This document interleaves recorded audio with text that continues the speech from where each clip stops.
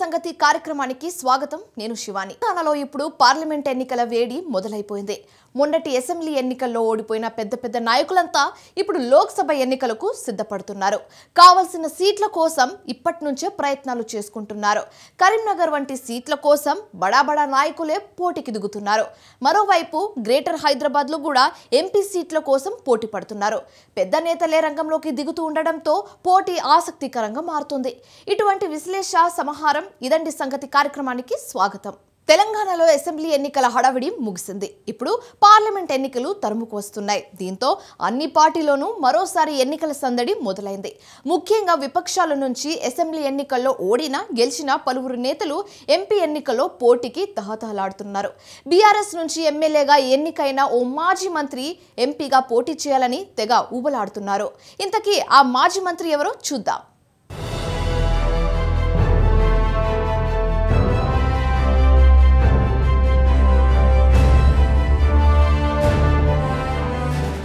మరో 3 నెలల్లో పార్లమెంట్ ఎన్నికలు జరగబోతున్నాయి. గ్రేటర్ హైదరాబాద్ పరిధిలో ఎక్కువగా మేడ్చల్ మల్కాజ్గిరి జిల్లాలో కొన్ని నియోజకవర్గాల్లో ఉన్న మల్కాజ్గిరి లోక్సభ నియోజకవర్గంపై అన్ని పార్టీలకు చెందిన ప్రముఖ నేతల కన్ను పడింది. దేశంలోనే అతిపెద్ద పార్లమెంటరీ నియోజకవర్గం అయిన మల్కాజ్గిరిలో 31 లక్షలకు పైగా ఓటర్లున్నారు.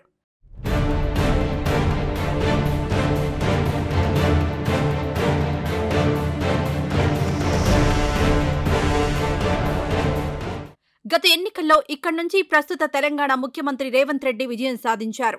ఇక్కడి నుంచి 2014లో గెలిచిన మాజీ మంత్రి చేమకూర మల్లారెడ్డి కారు గుర్తు మీద పోటీ చేసి మరోసారి ఎంపీ కావాలని తాహతలాడుతున్నారు. గత ప్రభుత్వంలో మంత్రిగా పనిచేసిన మల్లారెడ్డి మేడ్చల్ నుంచి రెండోసారి ఎమ్మెల్యేగా గెలిచారు. అయినప్పటికీ ఎంపీ సీటుపై ఆయన కన్ను పడింది.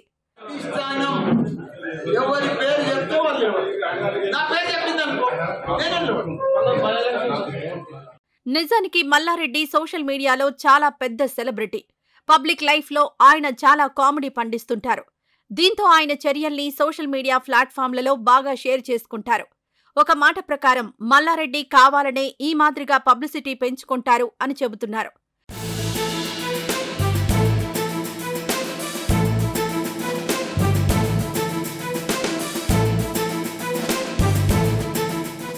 కానీ రియల్ లైఫ్లో మల్లారెడ్డి ప్రస్థానం మరోలా ఉంటుంది. పాల వ్యాపారంతో మొదలుపెట్టి అంచెలంచెలుగా ఎదుగుతూ వచ్చారు. పెద్దగా చదువుకోకపోయినా విస్తారంగా విద్యా సంస్థలు పెట్టారు. ఇంజనీరింగ్ కాలేజీలు, మెడికల్ కాలేజీలు, డెంటల్ కాలేజీలు విపరీతంగా పెట్టేశారు. దీంతో మల్లారెడ్డి విద్యా సంస్థల్లో చదువుకున్న విద్యార్థులే ఇప్పుడు పెద్ద ఓటు బ్యాంకుగా మారిపోయిన పరిస్థితి ఉంది.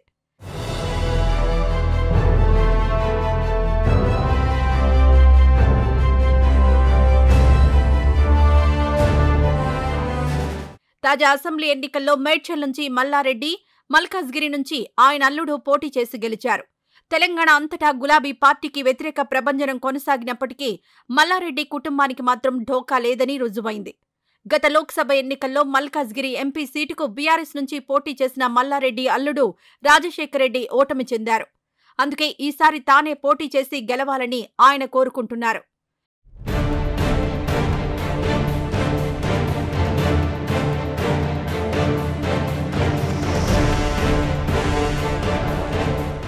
ఒకవేళ మల్లారెడ్డి ఎంపీగా పోటీ చేసి గెలిస్తే ఆ తర్వాత మేడ్చల్ అసెంబ్లీ సీటుకు తన కోడలు ప్రీతిరెడ్డితో పోటీ చేయించాలని భావిస్తున్నారు. ఇదే విషయాన్ని పార్టీ అగ్రనాయకత్వానికి కూడా మల్లారెడ్డి చెప్పినట్టు తెలుస్తోంది. ఎంపీ ఎన్నికలకు ఆ తర్వాత జరిగే అసెంబ్లీ ఉప ఎన్నికకు ఖర్చు మొత్తం తానే చూసుకుంటానని తెలిపినట్టు సమాచారం.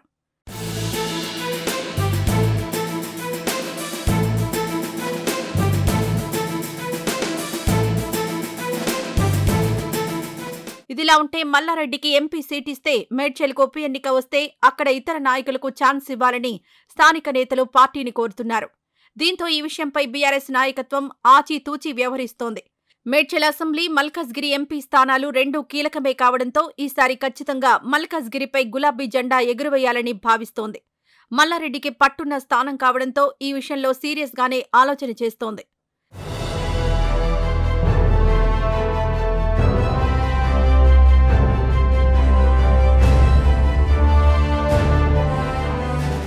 ఏదేమైనా మల్కాజ్గిరి విషయంలో మాజీ మంత్రి మల్లన్న కూడా గట్టిగానే పట్టుబడుతున్నారు. ఇక్కడ ప్రతిపక్షమే గనుక మళ్లీ పార్లమెంట్లో అడుగుపెట్టి ఇక్కడున్న కాంగ్రెస్ ప్రభుత్వం వివాదాల నుంచి బయటపడవచ్చని మల్లారెడ్డి భావిస్తున్నట్లు తెలుస్తోంది.